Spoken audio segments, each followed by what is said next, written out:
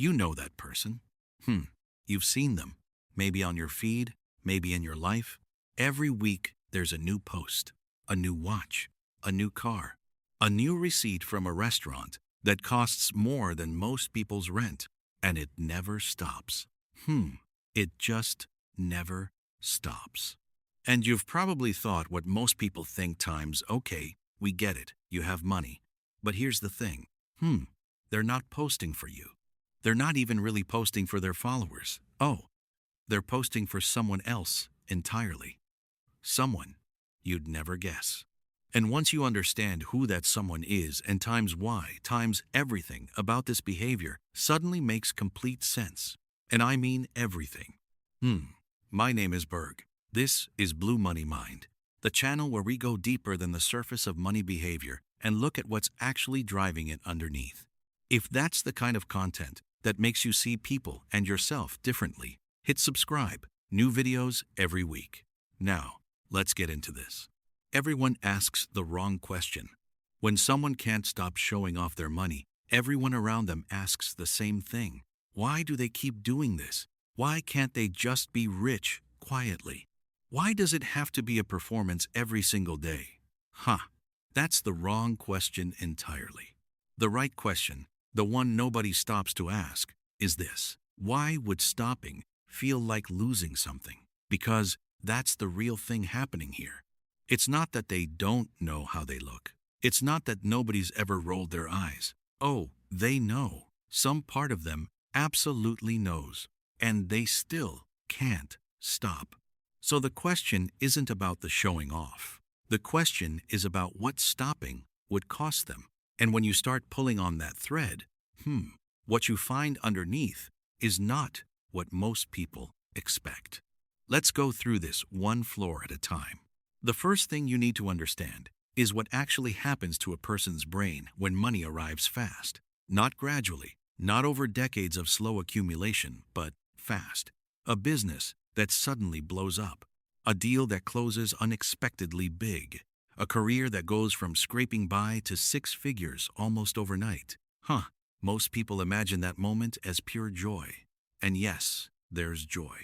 But what nobody talks about is the cognitive whiplash that comes with it. Psychologists have a name for what happens next. Sudden wealth syndrome. And it's more common than people think. When your financial reality changes faster than your psychological reality can follow, your brain essentially experiences a kind of identity crash. The numbers in your account say one thing. The voice in your head, the one built over years of not having enough, says something completely different. And that gap, that dissonance between what you have and what you feel you are, creates pressure. Real psychological pressure. The kind that needs somewhere to go. And here's where the showing off comes in, not as arrogance, but as pressure release. Because here's what the research on conspicuous consumption actually shows, and this is where it gets interesting. The primary motivation behind compulsive wealth display is not, as most people assume, a desire to feel superior. It's something far more uncomfortable than that.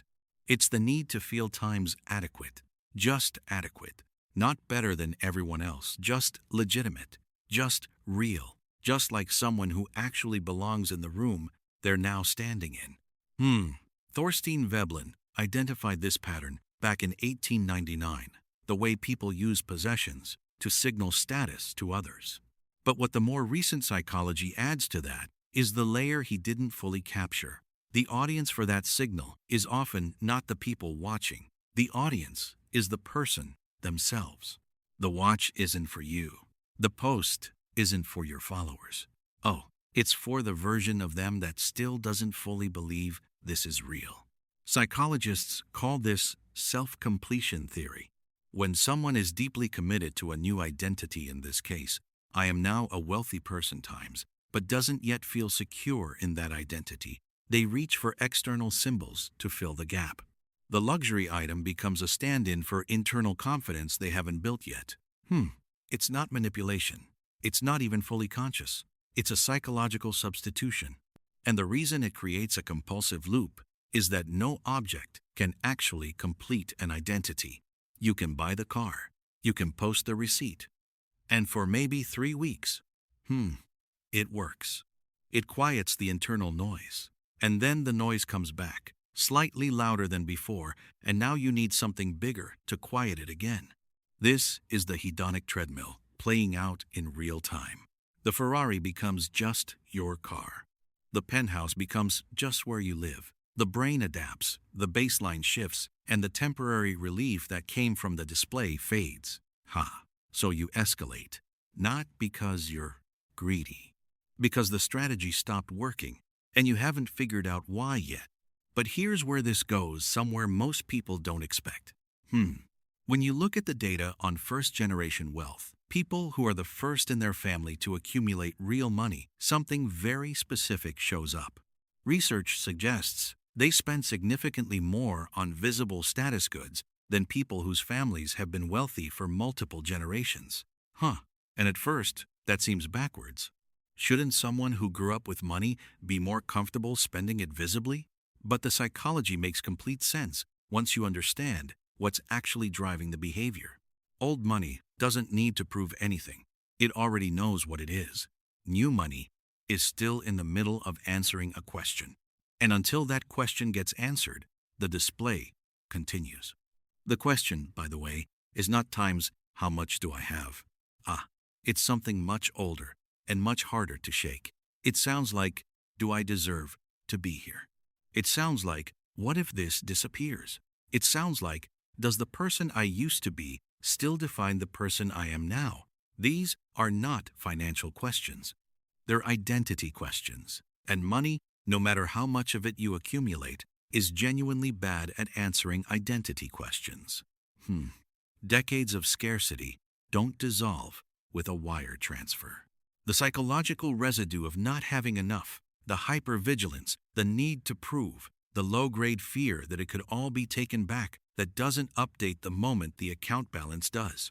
The brain is slower than the bank, and the showing off, in many cases, is the gap between those two things made visible.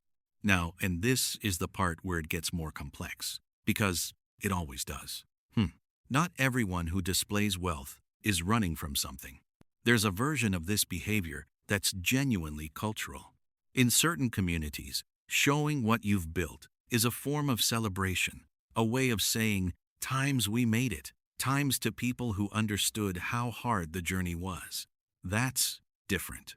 That carries warmth and context. And there's a version that's simply personal style. Some people are loud, some people are expressive, and that's not inherently psychological distress. The distinction matters. The pattern we're talking about, the compulsive, relentless, can't slow down kind, has a very specific texture to it. It doesn't feel like celebration. It feels like urgency. It doesn't pause. It doesn't rest. It escalates. And the person doing it rarely seems satisfied by it. That's the tell. Because satisfaction is exactly what this pattern cannot produce. And here is the deepest layer of all of this. The thing that, once you see it, you can't unsee. The research on conspicuous consumption shows that what people expect when they make a status purchase, the feeling of arrival, of legitimacy, of finally being seen, almost never materializes in the way they imagined. The moment of acquisition brings a spike, and then it flattens. And then, quietly, the person starts noticing the flaws in the thing they just bought, and their attention drifts toward the next item that will, this time, finally do what the last one didn't. It's not greed. It's a misdiagnosis. They've decided that the problem is times not enough display, but the actual problem is an identity that hasn't caught up to a life that changed too fast. And no display, no matter how large, solves that. The question was never, times how much do I have? It was always, times am I allowed to have it? And as long as that question stays unanswered, the show doesn't stop. It can't. Because stopping would mean sitting in the silence with the version of yourself that still isn't sure. And that, for a lot of people, is harder than any financial challenge they've ever faced. So the next time you see someone who can't stop showing off their money, Maybe the most accurate thing you can say isn't that they're arrogant. Maybe the most accurate thing is that they're still mid-conversation with themselves, still trying to convince the part of them that remembers being without, still performing for an audience that only exists inside their own head. The money arrived. The identity didn't. And until those two things catch up to each other, the show goes on. If this video put into words something you've observed in someone you know, or maybe somewhere in yourself, drop a comment below. I read them.